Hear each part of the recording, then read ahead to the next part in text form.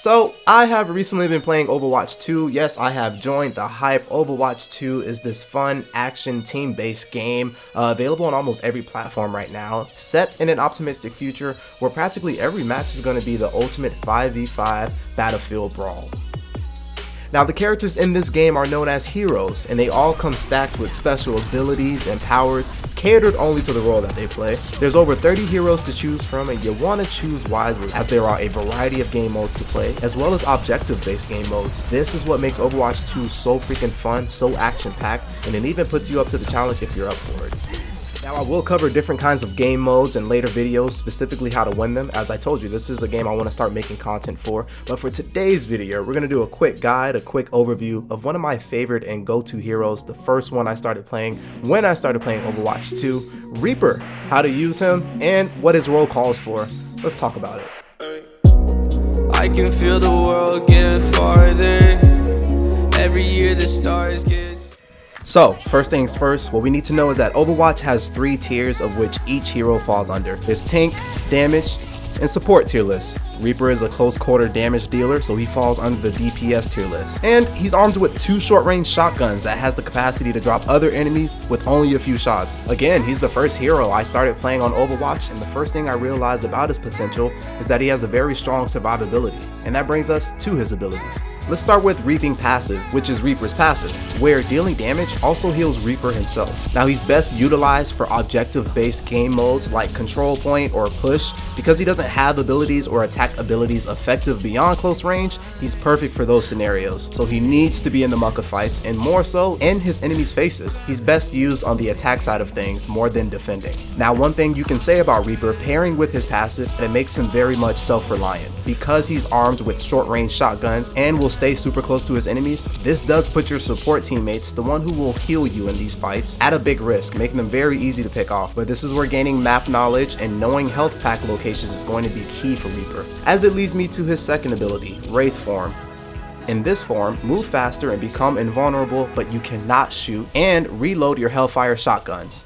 Now, Wraith Form is purely used for when things get too hot for Reaper. It's another great tactic, or I've seen it used offensively to close that gap in on your enemies as you do get a little speed boost. Most times, you'll see Reaper players use this to recover from a very tough fight, and even use that Wraith Form traveling time to get to a nearby health pack. So, like I said, it's always important to have map knowledge when playing such an aggressive hero. His tactical ability is Shadow Step, teleport to a targeted location. This is the aggressive, fun, and creative aspect of Reaper. And I know, those words might not be the best to describe such a creepy hero, but I'd be lying if I said I've seen many Reapers take advantage of the teleportation and its creativeness. Now, you can use Reaper's teleportation as a long distance getaway, but keep in mind there is a short start and end animation that does have the potential to get you killed while using this. But that creative aspect of Reaper, that comes into play with teleportation flanking.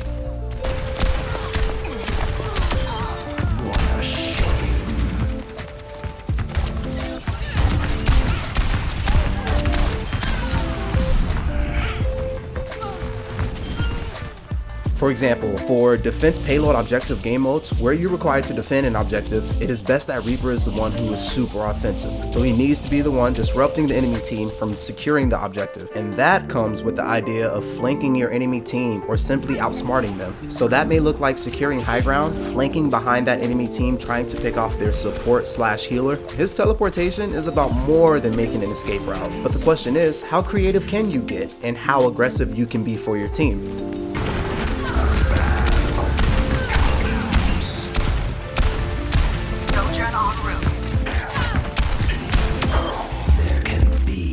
Lastly, we have Reaper's ultimate, Death Blossom Ultimate.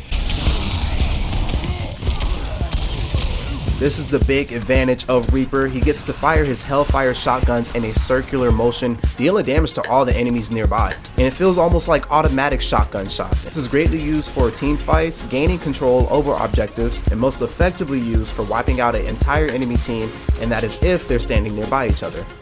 Now, as fun as Reaper's ultimate may seem and aggressive as it is, there are a few things you need to watch out for before using it, as there are a few heroes who can actually nullify his ultimate using their abilities. So you have to be wary of enemies with shields, stuns, or those who can absorb abilities, as most of these will be coming from tank-driven heroes. Tank heroes have a lot of crowd control, so before blasting off with your ultimate as Reaper, you need to gauge which of these heroes and their abilities may be on cooldown.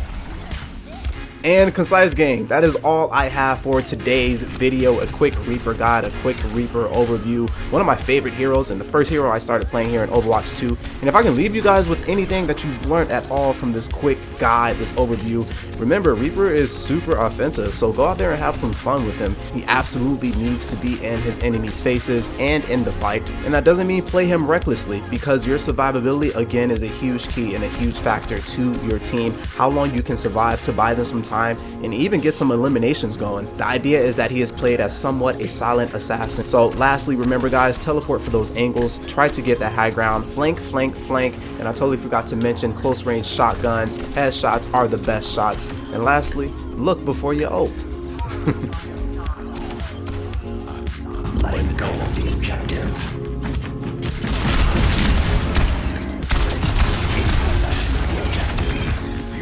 Death stops for no one.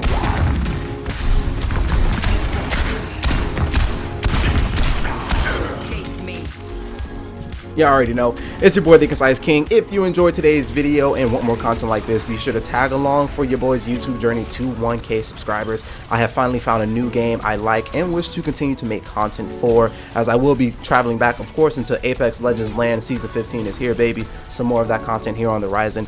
But for today's video, I hope you guys enjoyed it, as it was an absolute pleasure to make it. I really do hope you guys enjoyed it. Feel free to show some love and drop a like for my beautiful like goal of 15 likes that I set on all of my videos. And once again, it's your boy TheeConciseKing, keeping it short, sweet, and concise. I appreciate y'all. Peace.